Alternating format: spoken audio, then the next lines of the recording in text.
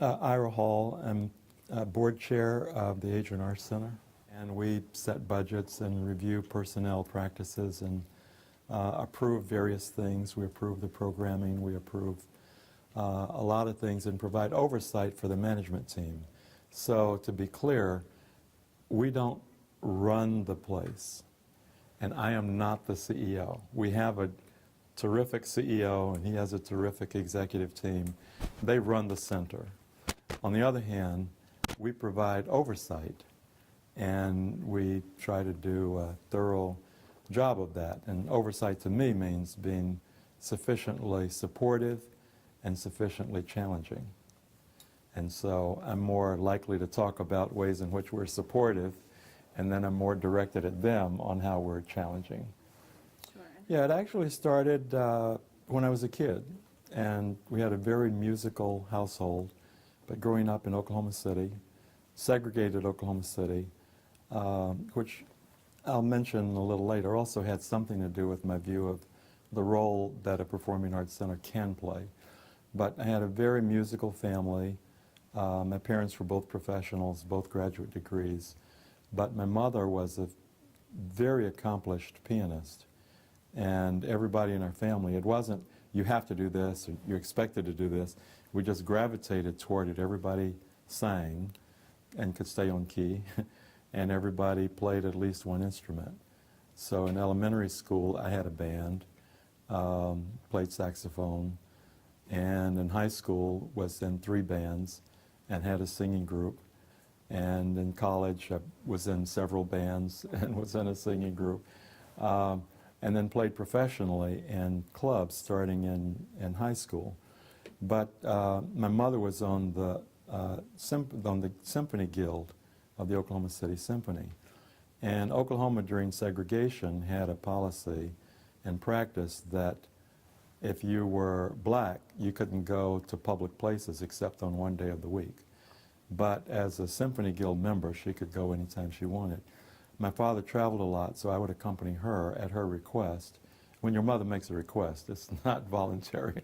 But when your mother makes a request, I would accompany her to symphony performances. So I knew most of the major symphonies, knew all of the music, even if I didn't know all the words and when they were, I mean not the words, all the composer, what year he did it and what key it was in, but I knew the music, kind of soup to nuts.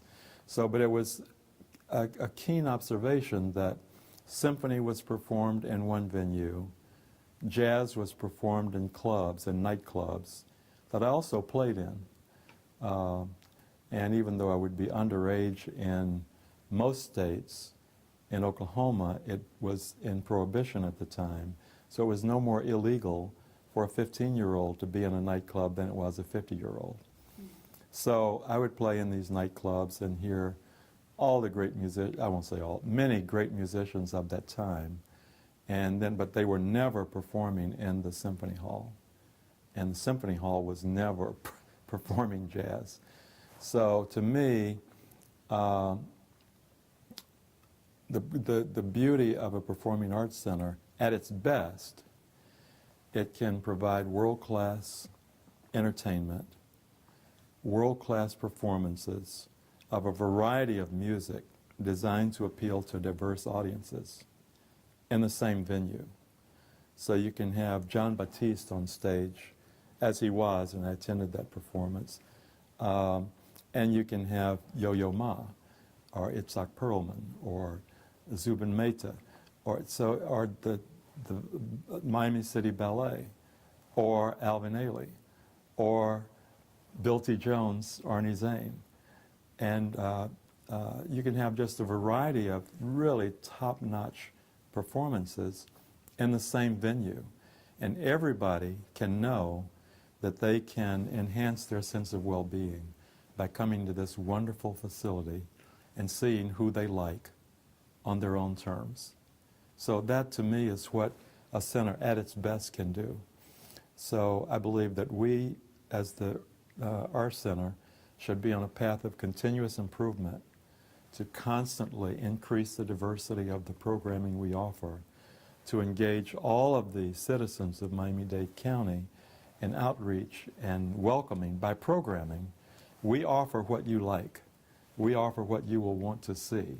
Come see us, and as I said a minute ago, enhance your sense of enlightenment.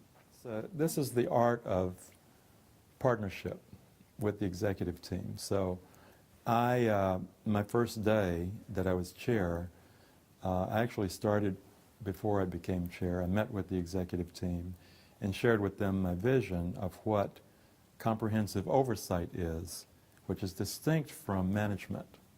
So they manage the place, they choose the performances, they book the talent, but from an oversight perspective, we will expect that there is diversity in programming.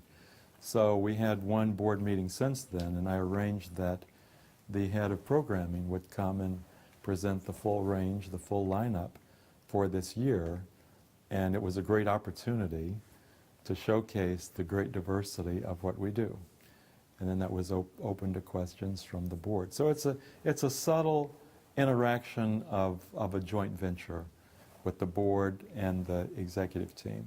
Very cooperative. We have an excellent management team. And, you know, we have, last year we had over 100 distinct titles of things that were performed over 300 times.